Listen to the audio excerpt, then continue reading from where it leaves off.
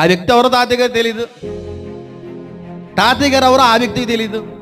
తాతయ్య గారు కూర్చొని ఆ దైవజనుడు అన్న మాటను బట్టి పక్కన ఉన్నటువంటి వ్యక్తికి చెయ్యి ఇచ్చి, ఆ వ్యక్తి ఏమో తాతయ్య గారు చెయ్యి ఇస్తే తాతయ్య గారు ప్రార్థించారంట. 2 నిమిషాలు ప్రార్థన చేసి యేసు నామంలో స్వస్థత పొందుకును కాకంటే చిన్నతనం నుంచి ఆ వ్యక్తికి కళ్ళు లేవంట.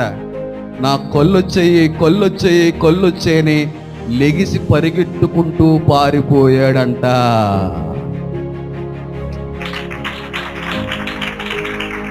ఆ వ్యక్తి ఎక్కడ పారిపోయాడో తాతయ్య గారికి మళ్ళీ కనబడలేదు. ఆ అత్యానందంతో, ఆ అతి సంతోషంతో, ఆయన అవధులు లేనటువంటి ఆనందంతో కళ్ళొచ్చే నాకు అని చెప్పి అరుచుకుంటూ పారిపోయాడు.